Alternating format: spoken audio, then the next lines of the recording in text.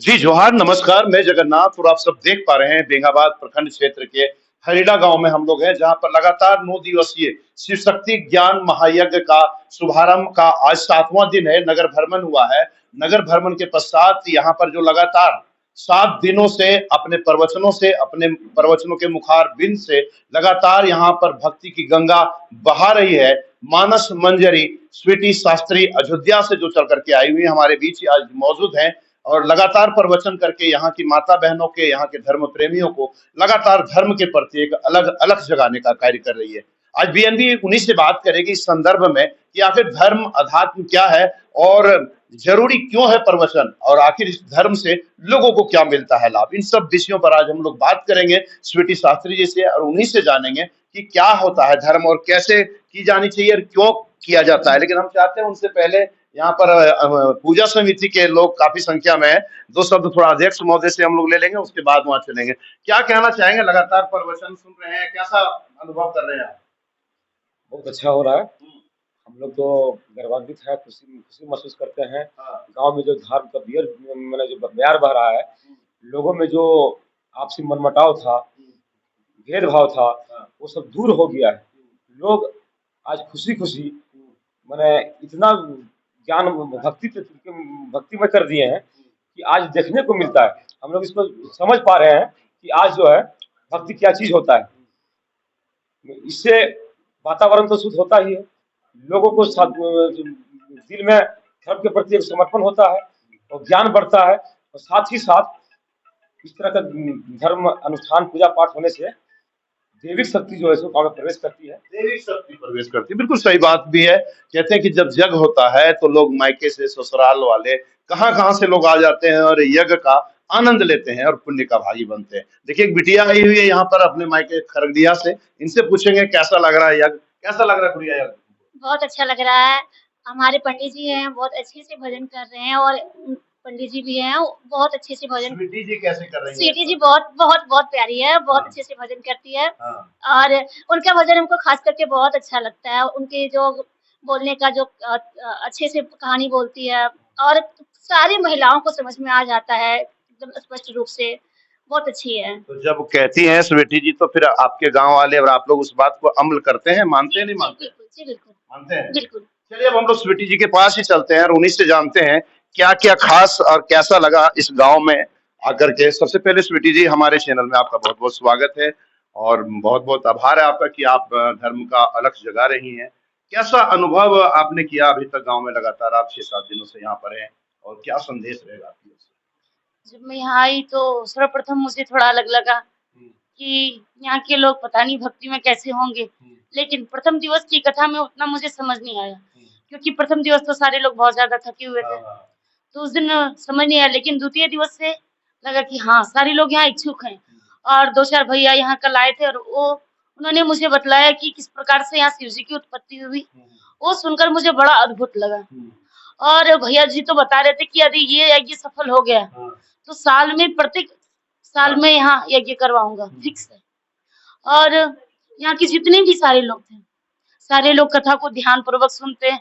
और प्रथम दिवस में बहुत सारी माताएं थी जिनसे गलती हुआ, फिर मैं दूसरे दिवस की रात्रि में वो मैं बात को समझाई, तो तीसरे दिवस की रात्रि में कुछ न कुछ सोची कि मैं गलती निकालूंगी। लेकिन इतना उन्होंने अपनी जिंदगी में अमल किया कि कुछ गलती निकालने का मुझे कोई शब्द ही नहीं बचा। स्वीटी जी, आप देखते होंगे गांव में कल्चर माहौल ऐसा है, सास बहुओं में, बेटे बहुओं में, माँ पिताओं में काफी लड़ाई झगड़ा रहता है। वैसे वैसे उन चीजों पर आप प्रकाश डालती हैं? हाँ, मैं कल की रात्रि में ही प्रकाश डाली हूँ इस विषय में। कुछ माताएं ने तो हाथ ऊपर किया कि हाँ, मैं अपनी सासू माँ का सेवा करती हूँ, ससुर जी का सेवा करती हूँ। तो लेकिन कुछ माताएं हैं जो कि झूठ में कही थी। लेकिन जब मैं उन्हें ये समझाई कि व्यासपीठ में हनुमंत लाल जी विराजमान करते हैं, तो सारी माताओं का हाथ ऐसे मुड़ गया, क्योंकि बहुत सारी माताएं झूठ बोली। क्योंकि यदि सबके सामने हम बोले कि नहीं सेवा करते तो थोड़ी मेरी प्रतिष्ठा जाएगी। लेकिन हाँ, बहुत सारी माताएं बोली कि मैं आपको करके दिखाऊंगी। देखिए स्वीटी जी, धर्म का जो है ना विध्वंस का एक कारण ये भी होता है, लोग मांसाहार और मद्यपान की वजह से भी लोगों में काफी गड़बड़ियां होती है। इस पर आप प्रकाश डालती हैं, इस पर क्या कहना है? लोगों को कहती हैं, संदेश देती हैं आप? हाँ, क्योंकि संसार में अपने प्यारे मांस को खाने से मांस नहीं बढ़ता है। इसलिए संसार में ऐसा नहीं कि भोजन और नहीं, बहुत सारे व्यंजन हैं, उसे खाकर तो हम अपनी भूख को मिटा सकते हैं। 56 भोग दिए गए हाँ, हैं, तो क्या उसे भी तो खा के मिटा फिर सकते भी हैं। लोग मांसाहार भी हो जाते हैं। ये उनके माता पिता पे अधिकार मतलब पड़ता है। यदि उनके माता पिता अच्छे से शिक्षा देंगे, बच्चे से शिक्षा देंगे, तो शायद ऐसा नहीं करेंगे। क्या धर्म क्या है और ये लोगों को भक्ति करने से क्या लाभ मिलेगा, लोगों को क्या इसमें संदेश रहेगा आपकी ओर से? भक्ति करने से सब चीज मिलता है। अरे भक्ति करने से भगवान भी मिलते हैं, तो ये शारीरिक जितनी भी चीजें क्यों नहीं मिलेंगी। मनुष्य की सारी पूर्ति होगी जब भगवान मिल सकते हैं, जो कि असंभव है। यदि प्रेम अति प्रकट हो ही मैं जाना, भूत बावन भोले भंडारी कहते हैं कि प्रेम से भगवान प्रकट हो सकते हैं। तो यदि चाहेंगे तो कुछ भी संसार में कर सकते हैं, यदि ठाकुर जी की कृपा हो तो। ठाकुर जी की कृपा हो तो कुछ भी हो सकता है। आप ये कब से प्रवचन प्रारंभ किए? हमारा प्रवचन प्रारंभ करने में 6 से 7 साल हो चुके हैं। 6-7 साल। हाँ, तो यहाँ गांव में आकर के आपको अनुभव ठीक लग रहा? हाँ भक्तिमय अच्छा लगा, अच्छा लग रहा है। क्योंकि सारे लोग भक्ति में हैं, सारे लोग भगवान की भक्ति में ही रमे रहते हैं। हाँ, बहुत जगह पे ऐसा होता है कि जितने भी कमेटी के सदस्य हैं, वो लोग नहीं आ पाते कथा श्रवण करने के लिए, लेकिन यहाँ जितने भी भैया लोग, सारे लोग समय निकाल कर और आसन ग्रहण करते हैं। ऐसा नहीं कि उनके लिए अलग आसन है। अरे जो बाहर से आए हैं वो नीचे बैठ रहे, भले गांव वाले जो हैं छोटे छोटे बच्चे कुर्सी पे बैठ रहे हैं, लेकिन जितने भी समिति के जितने भी लोग हैं, सारे लोग नीचे बैठकर कथा का श्रवण करते, कथा का पान करते हैं। प्रवचन में अभी तक 6-7 साल बीत गए आपके, ऐसा कौन सा जो शब्द है या कौन सा दोहा है, कौन सा ऐसा श्लोक है या कौन सा ऐसा गीत है जो आपको प्रभावित किया सबसे अधिक और अच्छा लगता है आपको और आपके श्रद्धालुओं को भी? वो थोड़ा सा हमारे दर्शकों एक छुपाई है जो मुझे जी, बहुत, जी, वही मेरी जिंदगी को सुधारा है। जी, बाल मथे घृत हो तवरु सिकता तेवरु तेल, बिनु हरि भजन न भव तरे यह सिद्धांत पे। प्यारे, जब मेरे गुरुजी ने जब चौपाई उन्होंने मुझे बतलाया, हमारे महाराज जी जो मेरे लाइफ के सबसे बड़े गुरुजी मेरे यही हैं, तो इन्होंने जब मुझे ये बतलाया कि बाल मथे घृत हो तवरु सिकता तेवरु तेल, बिनु हरि भजन न भव तरे यह सिद्धांत पे, कि बालों को मथने से घी निकाला जा सकता है और कंकड़ को यदि मिल में डाल दे तो उससे तेल भी निकाला जा सकता है, यदि ठाकुर जी की कृपा हो तो। लेकिन मनुष्य बिना भगवान के भजन के बिना वो नहीं कर सकता है। तो आखिर लोग भक्ति की ओर कैसे अग्रसर हो, कैसे लोग भक्ति मार्ग पर चले, कैसे चले, क्या करना पड़ेगा उसके लिए? यारे देखिए, इस गांव में 10 से 15 भैया हैं जो भगवान को चाह रहे हैं, भगवान को मान रहे हैं। तो यदि ये 10 भैया चाहेंगे तो ये पूरे गांव में भक्ति करवा सकते हैं। देखिए, यदि एक भजन भी था कि मानो तो गंगा, ना मानो तो बहता पानी है। यदि यहाँ मानेंगे तो पत्थर है, और नहीं यदि मानेंगे तो भगवान है। उस मंदिर में जाकर चोर चोरी भी करता है, क्योंकि उसे पता है कि वहाँ भगवान नहीं है। लेकिन एक भक्त का वहाँ सारी मांग पूरी होती, क्यों? क्योंकि उसे पता है कि वहाँ भगवान बैठे हैं।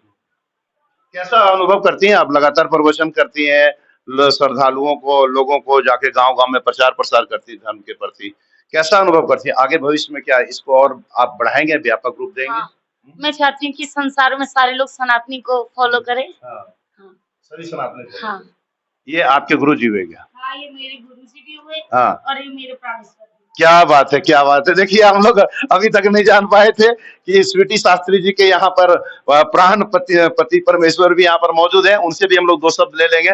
भाई साहब, कैसा अनुभव कर रहे हैं? आप लोग दोनों साथ हैं, कैसा अनुभव करते हैं? बहुत बढ़िया है भैया। यहाँ पे जहाँ पे आज हम बहुत जगह पे गए हैं कथा के लिए, हमारे इस जगह पे श्रद्धालु लोग जो है, हमारे भैया लोग जो हैं, बहुत अच्छे लगे हमें। श्रद्धा इन लोगों में है।